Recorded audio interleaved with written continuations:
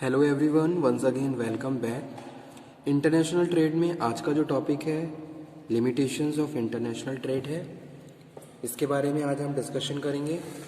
Previous video lecture में जो topic हमने डिस्कस किया था वो था benefits of international trade. International trade is the buying and selling of goods and services outside the boundaries of country and it is also known as foreign trade। इसको foreign trade भी बोलते हैं। ठीक है, कौन कौन से बेनिफिट्स हमने डिस्कस किए थे। फर्स्ट वन था गुड्स एंड सर्विसेज, यानी कि varieties of goods and services available हैं just because of the international और foreign trade. In the foreign market customer has number of the alternatives to pick one any product at a cheaper rate of price. ठीक है, कम से कम rate पे आप qualitative goods भी international market से खरीद सकते हो। ठीक है, तो ये क्या है, अपने आप में एक बहुत बड़ा बेनिफिट है कस्टमर के लिए। तो फर्स्ट पॉइंट यही है गुड्स एंड सर्विसेज। सेकंड है फाइनेंशियल मार्केट। फाइनेंशियल मार्केट और ज़्यादा एक्सपेंड हो रहा है। Globalise capital market attract the investor to. ठीक है, इन्वेस्टर्स को और ज़्यादा अट्रैक्ट किया जा रहा है और वो वहाँ पे अपना इन्वेस्ट कर रहे हैं और इंटरनेशनल मार्केट में बिजनेस को प्रोसीड कर रहे हैं। तो ये भी एक इम्पॉर्टेंट बेनिफिट है। कल्चर, डिफरेंट कल्चर्स को प्रमोट शेयर कर रहे हैं और एक कॉमन कल्चर को प्रमोट कर रहे हैं ताकि बिजनेस प्रैक्टिसेस को प्रॉपरली प्रोसीड कर सकें। Government rules and regulations also impose while we are doing international transactions और international business. Free flow of capital, free flow of technology, increase in industrialization. Industrialization बढ़ रहा है, जितना ज़्यादा हम एक्सपोर्ट बढ़ा रहे हैं। Balanced development of world economies, increase in the production and consumption. So these all are the benefits of the international business और इंटर फॉरेन ट्रेड। ठीक है, now today session is based on limitations कि भाई इसके कुछ limitations भी हैं। अगर इंटरनेशनल ट्रेड हमारी इकोनॉमी को डेवलप कर रहा है, ठीक है, इकोनॉमिक ग्रोथ और डेवलपमेंट में मोस्ट इंपॉर्टेंट रोल प्ले कर रहा है, तो कहीं ना कहीं इसके सर्टेन लिमिटेशंस भी हैं जो एक एडवर्स इफेक्ट डाल रहे हैं हमारी कंट्री पे या किसी भी कंट्री पे। ठीक है, तो लिमिटेशंस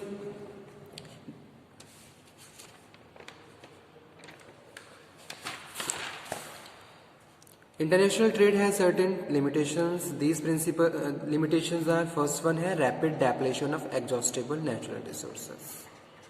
ओके, अगर मैं इंटरनेशनल बिजनेस की बात कर रहा हूँ तो हमने ये भी डिस्कशन किया था कि भाई इंटरनेशनल ट्रेड स्पेशलाइजेशन को लीड कर रहा है। ठीक है, कि भाई हर कंट्री के अपने पास कोई ना कोई ऐसा एक स्पेशल नेचुरल रिसोर्सेज है जिसको यूज़ करके वो अपने आप में एक स्पेशलाइज्ड गुड्स को प्रोड्यूस कर रहे हैं और स्पेशलाइजेशन को लीड कर रहे हैं। लेकिन इसका एक एडवर्स इफेक्ट हमारे नेचुरल रिसोर्सेज पे भी पड़ रहा है। ठीक है, जिसको हम as a limitation rapid depletion of exhaustible natural resources में डिस्कशन कर रहे हैं।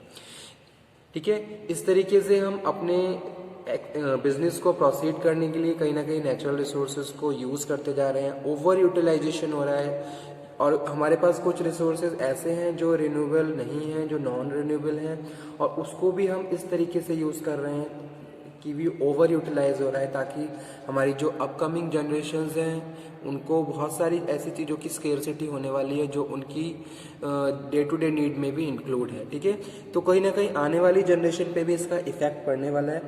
तो ये क्या है, एक सबसे बड़ा ड्रॉबैक है इंटरनेशनल बिजनेस का और फॉरेन ट्रेड का, रैपिड और over utilisation of natural resources भी कह सकते हैं।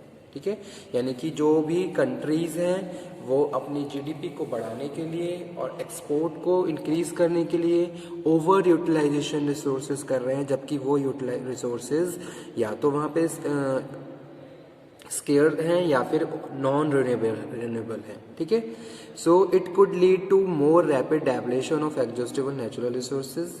Okay, as country begin to raise up their production level, natural resources tend to depleted with the time। ठीक है, प्रोडक्शन को बढ़ाने के लिए नेचुरल रिसोर्सेज को हम डेप्लेटेड करते जा रहे हैं। ठीक है, so it could pose a dangerous threat to future generations, और इसका इफेक्ट कहीं ना कहीं हमारे क्लाइमेट या फिर हमारे एनवायरमेंट पे भी पड़ेगा। ठीक है, तो ये अपने आप में एक बहुत बड़ा ड्रॉबैक है इंटरनेशनल ट्रेड का। Second one limitation of international trade is import of harmful goods. तो कहीं ना कहीं हम अपनी मार्केट की डिमांड को सेटिस्फाई करने के लिए हार्मफुल गुड्स को भी इंपोर्ट कर लेते हैं। नहीं, कहीं ना कहीं अगर हम सोशलाइजेशन एक तरीके से सोशल फैक्टर्स की तरफ ध्यान दें या सोशल इश्यूज की तरफ ध्यान दें, तो कहीं ना कहीं ऐसे प्रोडक्ट हमारे कंट्री की लोगों के लिए क्या है, हार्मफुल रहते हैं। उनके बहुत सारे हेल्थ इश्यूज हो सकते हैं, क्योंकि हेल्थ कॉन्शियस आज के टाइम में बहुत सारे लोग ऐसे हैं जो अपनी डे टू डे लाइफ में हेल्थ कॉन्शियस नहीं है, लेकिन अगर वो इन सब गुड्स को या फिर जो भी इस तरीके के प्रोडक्ट हैं उनको कंज्यूम करेंगे तो कहीं ना कहीं उनकी हेल्थ पे एक एडवर्स इफेक्ट पड़ेगा। तो सेकंड लिमिटेशन यही है, import of harmful goods. Foreign trade may lead to import of harmful goods like cigarettes, drugs, which may harm the health of the resident of the country। ठीक है। Third one है over specialisation. कहीं ना कहीं international business ने over specialisation कर दिया है। Varieties of goods and services available हैं मार्केट में, एक तरीके से नंबर ऑफ प्रोडक्ट अवेलेबल है जहां ओवर स्पेशलाइजेशन हो गया है। ठीक है, जिससे लोगों की लाइफ भी कहीं ना कहीं सफ़र कर रही है।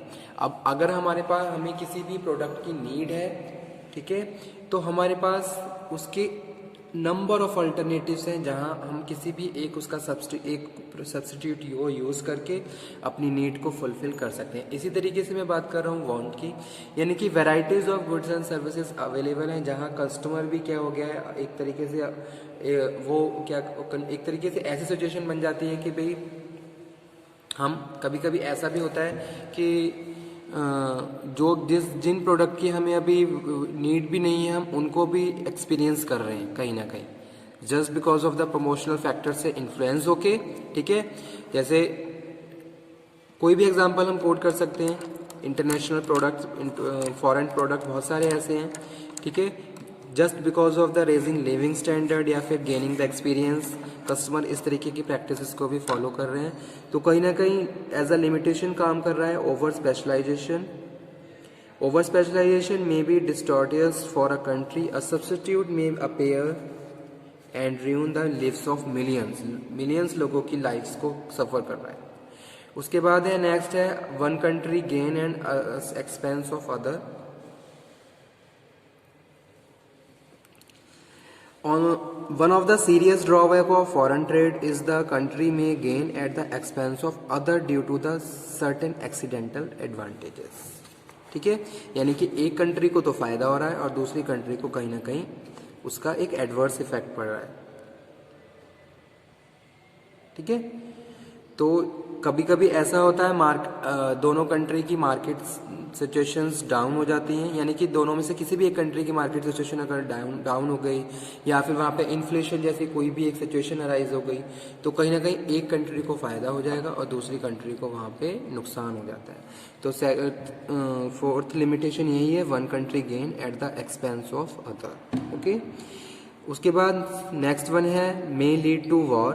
फॉरेन ट्रेड में lead to war since different countries compete with each other. लोगों में आपस में मतलब कि कंट्रीज में आपस में कंपटीशन है, तो कहीं ना कहीं हमारे जो पॉलिटिकल रिलेशंस है वो भी सफ़र करने लगते हैं। ठीक है, एक तरीके से कंपटीशन जब बढ़ जाता है तो हम हर कंट्री अपने आप को अपनी स्पेशलाइजेशन को बढ़ाने में लगी हुई है, तो कहीं ना कहीं ये सारी चीज़ें एक तरीके से अगर लॉन्ग टाइम इसका इफेक्ट देखा जाए तो वर्ल्ड वार की सिचुएशंस को अराइज कर सकती हैं।